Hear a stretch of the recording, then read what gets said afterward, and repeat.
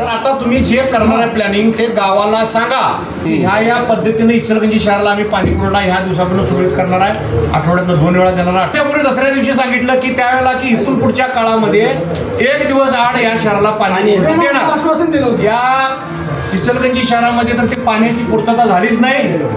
त्यांचं काम निघून गेलं. माझे आमदार झाले, आता जे चालू आमदार फक्त आठवड्यातून 2 वेळा नगरपालिकेतून मिटिंगा घ्यायच्या. कशासाठी कुठल्या मिटिंगा घेतात या शहरामध्ये त्याचं अजून आम्हाला शहरवाशांना कोडं पडले कळलं पाहिजे काय मिटिंगा घेतात. पण पाण्यासाठी ह्या इचलकरंजी जनतेला वाऱ्यावर सोडले, लोकप्रतिनिधी सोडले.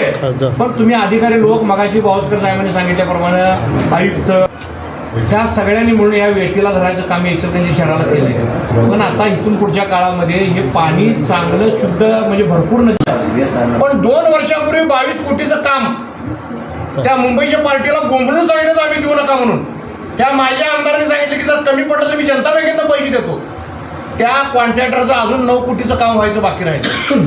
जूनमध्ये त्याला ब्लॅकलिस्टची नोटीस काढल्या, काय बरोबर आहे काय? जूनमध्ये त्या गोष्टीला आज 3 महिने झालं. मजरेवाडीचं काम आंबेडकर पुतळ्यापासून त्या फिल्टर आउटला जोडायचं पाईपलाईन राहिलं आणि तिकडं मजरेवाडी जवळ राहिले. म्हणजे अजून 9 कोटीचं काम अजून तसंच पडलंय. तोपर्यंत पंचगंगेचं 5 कोटीचं काम करायचं चालू आहे. म्हणजे टेंडर काढायचं आणि पटकन कामं करायला चालू इकडं, पण जुन्या कामाची पूर्तता व्हायला तयार नाही. फक्त घोषणा करून वेळ मारून निवडणुका उमेदवार नेल्या. त्यामुळं आता इथून पुढच्या काळात त्या आवडायला सोडा, लोकप्रतिनिधी सोडा. तुम्ही गावाचं इथले जे आमचे नगरपालिकेचे अधिकारी आहेत, पाणी पुरवठा अभियंता म्हणजे पाणी पुरवठ्याचे कारभारी, तुम्ही काय तर करून गावासाठी करा ना. आज काय 4 वर्ष झालं प्रशासन नाही. मग आम्ही तर किती वेळा येऊन काय सांगायचे?